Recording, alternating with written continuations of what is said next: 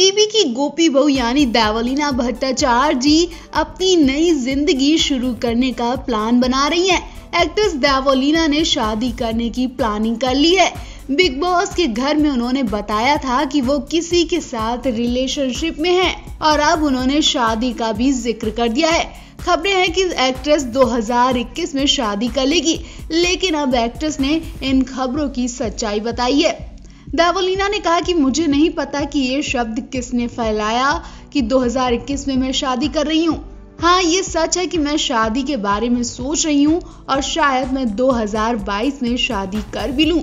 मुझे लगता है कि शादी किस्मत से होती है। शादी तभी होगी जब भगवान ने डिसाइड किया होगा।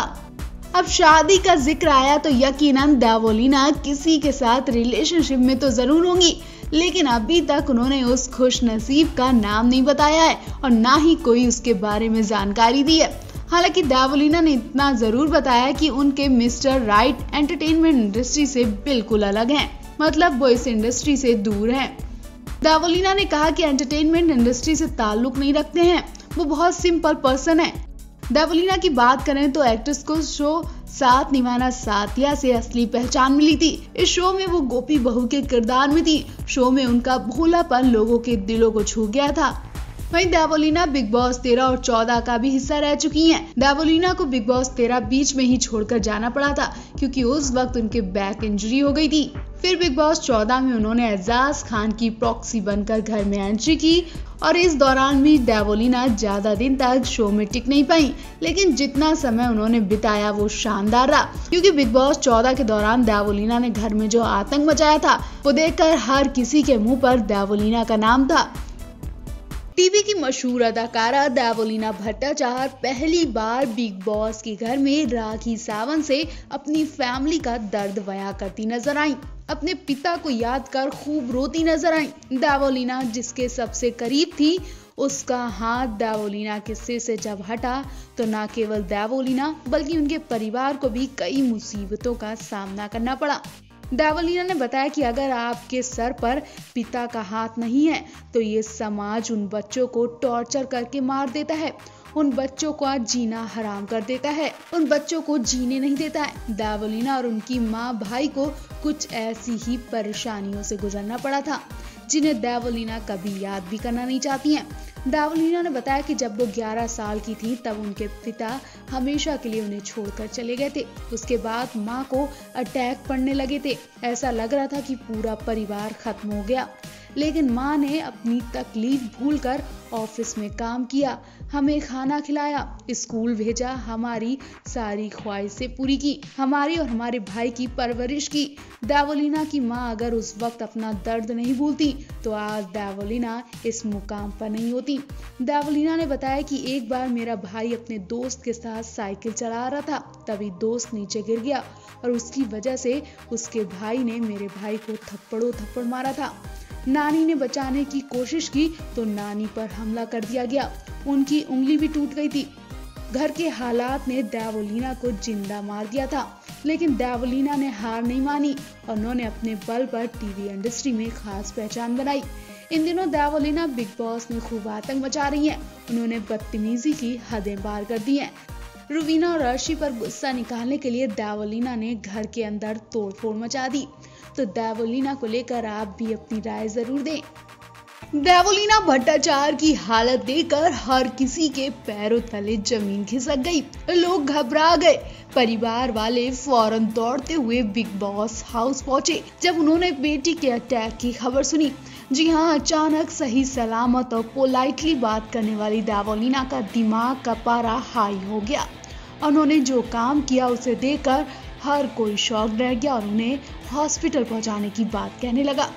देवलीना हाथ पैर पटकने लगी, जमीन में गिर गई, तेज तेज से बिग बॉस चीखने लगी, रोते रोते बोलती दिखी कि बिग बॉस मुझे फौरन कॉन्फ्रेंस रूम में बुलाओ वरना मुझसे बहुत गलत काम हो जाएगा।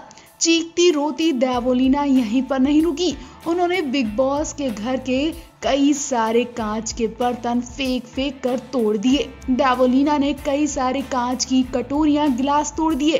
देवलीना की हालत देखकर घर वाले बुरी तरह घबरा गए। वो सब के सब देवोलीना को लिव इन रूम में छोड़कर बाहर गार्डन एरिया की तरफ भागते नजर आए।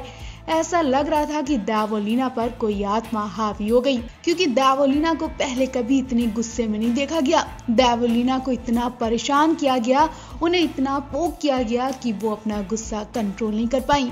उन्होंने रुवीना और अर्शी पर जमकर भड़ास निकाली। अर्शी और रुवीना ने जो हरकत की, उसके बाद देवोलीना की हालत देखने वाली थी। दरअसल हुआ ऐसा कि एक टास्क में रुवीना जानबूझकर देवोलीना को नीचा दिखाने के लिए अर्शी का साथ देती हैं। वहीं अर्शी भी रुवीना को देवोलीना के खिलाफ भड़काती हैं। अर्शी इधर उधर की बातें करती हैं। जब ये बात देवो को पता चलती है तो वो अर्शी को न केवल गंदी गंदी गाली सुनाती हैं, बल्कि उन्हें मिडल फिंगर भी दिखाती हैं। बात इतनी आगे बढ़ जाती है कि वो अर्शी और रुवीना को थप्पड़ लगाने के लिए आगे तक बढ़ती हैं, लेकिन अभिनव और निक्की बीच में आकर दोनों का बीच बचाव कर लेते हैं और उन्हें रोक लेते हैं, वरना देवोलीना इन दोनों में से किसी एक को थप्पड़ लगा के ही मानती। और जब अभिनव उन्हें बचाने आए तो देवोलीना अभिनव पर हावी हो गई। अभिनव को भी सुनाती हैं। देवोलीना लगेज रूम में जाकर खूब चीखती हैं, वहां भी तोड़ा फोड़ी करती हैं। राखी उन्हें समझाने की कोशिश करती हैं, लेकिन देवोलीना अपना आपा खो चुकी होती हैं। अब वो बिग बॉस से बाहर जाने की गुहार लगाएंगी।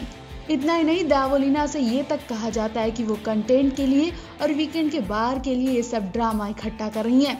अब देखना होगा कि सलमान उनकी क्या क्लास लगाएंगे। हो सकता है कि देवोलीना अपनी इस हरकत की वजह से आउट भी हो जाएं। तो देवोलीना को लेकर आपकी क्या राय है, कमेंट करके जरूर बताएं। बिग बॉस 14 के लेटेस्ट एपिसोड में घर वाले सलमान खान के सामने एक दूसरे पर निशाना साधते हुए नजर आए। इस दौरान सभी घर वालों ने जमकर एक दूसरे पर अपनी भड़ास निकाली। निक्की तंबोली ने देवोलीना को बुरा भला कहने का एक भी चांस हाथ नहीं जाने दिया।